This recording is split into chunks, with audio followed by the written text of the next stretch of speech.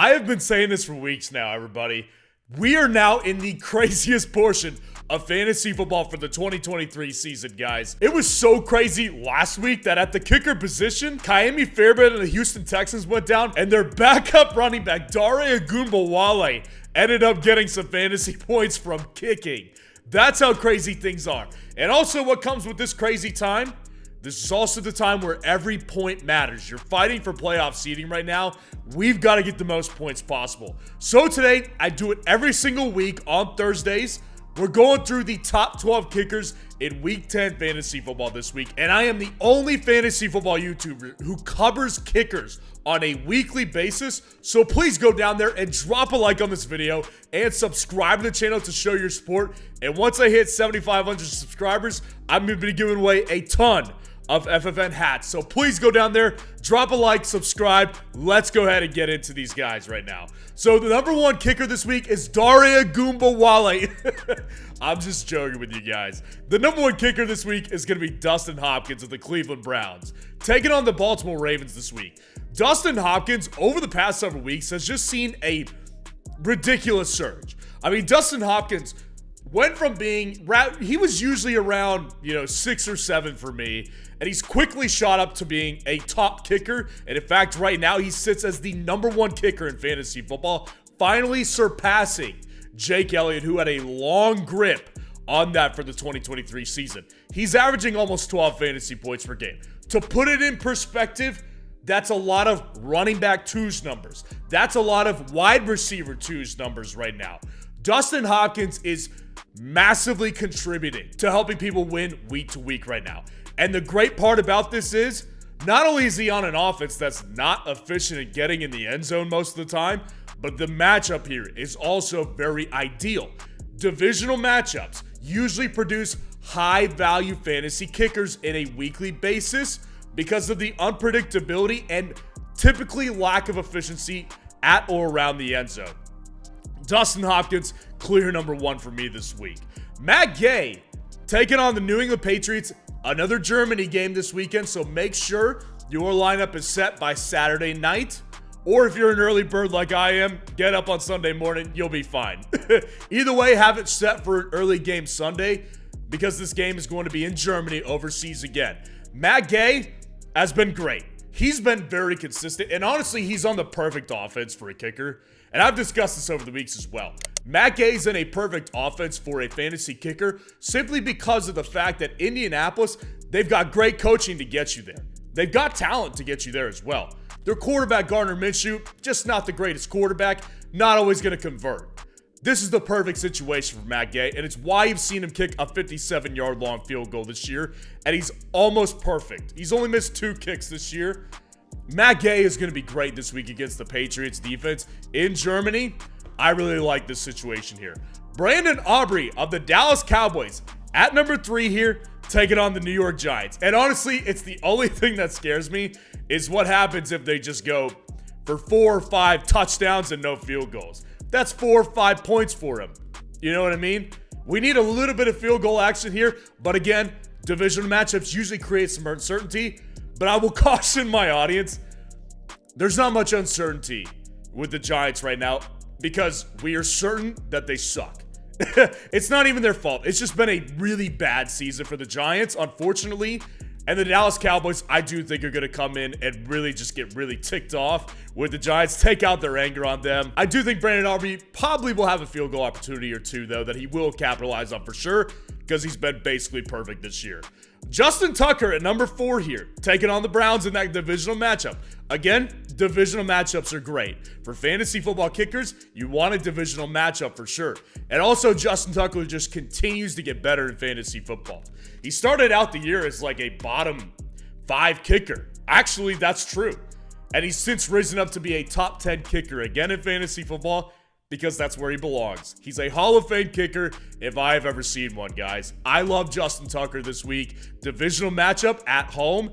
It's going to be a tough route this week, which means that Justin Tucker is going to be kicking more field goals because you see the numbers skewed in the favor of extra points this year. I don't think they're going to be that efficient getting in the end zone this week against the Browns. I think there's more field goal opportunities to balance that out. Blake Group at number 5 here for the New Orleans Saints, and they are taking on the Minnesota Vikings in Minnesota this week. Blake Group has really just been a consistently great option. He's very similar to a Matt Gay, where he's on an offense that has got talent to get you there, but they're not always going to get you in the end zone. And you could see it. He's got more field goal attempts than extra points this season. Now, he has missed 5 kicks, and that is definitely a concern. There's no question about it. But even with 5 kicks missed, he's still averaging 9.4 fantasy points per game because he's kicked a lot of long field goals over 50 yards and because he's just getting a lot of volume of kicks. So Blake Group against the Vikings defense, disappointing last week, but they're not a bad defense at all. I think that the Saints their offense is just going to operate like they usually do, which is always going to be underwhelming, giving Blake Group opportunities. Younghoe Koo, honestly, like he started out this year for me as a consistently top 5 kicker, and he really fell because the Atlanta Falcons weren't really scoring too many points, and they were actually a little bit more of an efficient offense for the beginning part of the season. They've become a really good offense for a kicker again because they've got talent. Everybody knows the Falcons have talent. And honestly, it just brings the mood down for me to talk about the Atlanta Falcons. I don't know. You probably feel the same way, I would assume, because the talent on there is just ridiculous. That's aside the point. The point being that this team is talented enough to get you there, but you could see the numbers on the screen. His field goal numbers, they're almost doubling his extra point attempt numbers right here. And he's only missed 1 field goal and 1 extra point. Younghoe Koo has had a resurgence lately because they're getting him down there. They're just not getting him in there. 9.3 fantasy points per game. Younghoe Koo, this particular week against the Arizona Cardinals, I like the matchup here. Brandon McManus of the Jacksonville Jaguars taking on the San Francisco 49ers in Jacksonville this week. Brandon McManus has been an excellent fantasy kicker this year.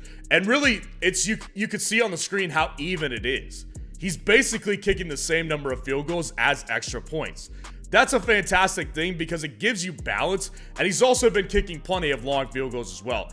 The good thing is he's on an efficient offense that is consistently getting them down there. And the Jacksonville Jaguars, they're on a tear right now.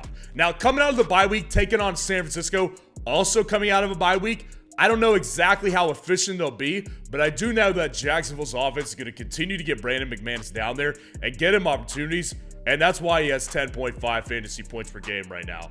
Nick Folk at number 8 of the Tennessee Titans taking on the Tampa Bay Buccaneers in Tampa this week. Nick Folk, to me, has just been another great kicker. Very similar to a Matt Gay. Very similar to a Younghoe Koo. Very similar to a Blake Group, except Mr. Godfather, Mr. Grandfather of the NFL, Nick Folk, he's perfect this year. Hasn't missed a single kick all season. Not one. Nada. 19 field goal attempts, 11 extra point opportunities, every single one of them, check, check, check. He's been great. 10 fantasy points per game. And this offense has finally found a quarterback that is going to continuously get him in at least opportunities for a field goal. At the very least, get him extra point opportunities because Will Levis is finally the guy. It was declared this week. They're not messing around with Tannehill anymore. It's Will Levis time in Tennessee right now. And this particular week against the Tampa Bay Buccaneers that just gave up 30 plus to the Houston Texans, I really like it for Nick Folk this week.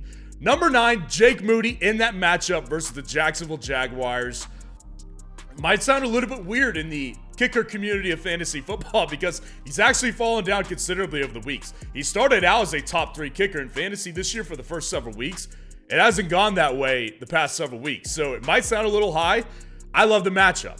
Personally, the matchup is great because here's the thing. San Francisco's coming off a really bad stretch run here, and they're coming out of the bye week. They're going to be ready to go. But the problem is they're taking on a really good defense. Defensively, Jacksonville is very, very good. They're not allowing many points to their opponents this year. They're one of the top defenses in the NFL. So I think that Jake Moody's going to have more field goal opportunities than a lot of people think. And I think this week he actually starts to even out that field goal attempt percentage versus the extra point attempt percentage because they're going to get him field goal opportunities, and you will see his fantasy points per game rise after this week. Cameron Dicker back inside the top 12. He's missed a couple weeks. And I really, really like what he's been doing lately. So he's back in the top 10, taking on the Detroit Lions at home in Los Angeles this week. So Cameron Dicker, for a while there, he was in my top 10 for a little bit. Then he fell out because the Chargers weren't, kicking too many field goals. You can see the numbers on the screen. They've kicked way more extra point attempts than they have field goal attempts. And he's only missed one kick this year. He's been really, really good. 55-yard long. Cameron Dicker's been a very good kicker. Just in fantasy football hasn't been as great as he was at the beginning of the season. I think this week is a good week for him. Last week, they took on a tough Jets defense, and he had to kick more field goals than the team probably would have liked, right?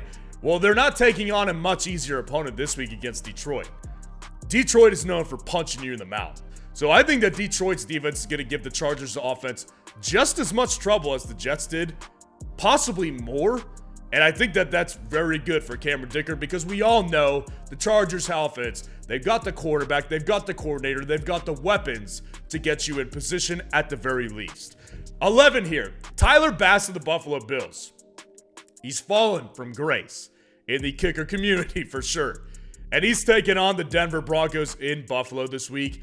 Number one, I've said it on several videos this week. I think it's going to be a bounce back game for big purposes for the Buffalo Bills this week. I think they're going to put a defining stamp on this win, and they're going to take out a lot of their anger over the past several weeks onto Denver.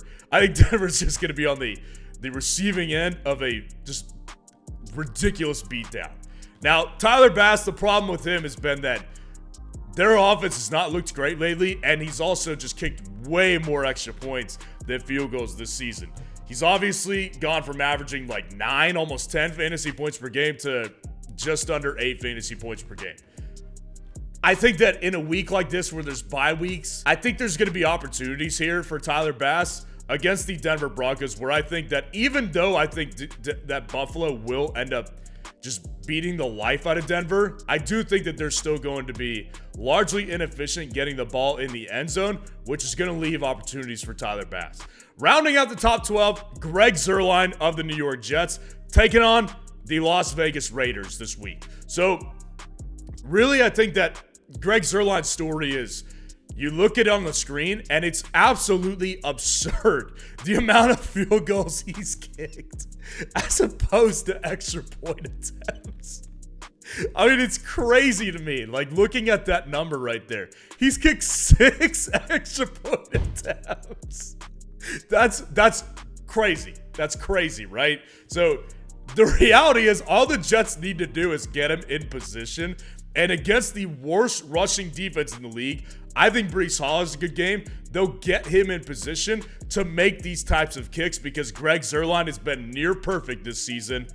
I think Greg Zuerlein is in line for a good game against the Raiders. So let me know what you think of the rankings in the comments below and what questions you need answered for Week 10 Fantasy Football. And if you want to see the top 12 defense rankings for Week 10 Fantasy Football, click on this video right here.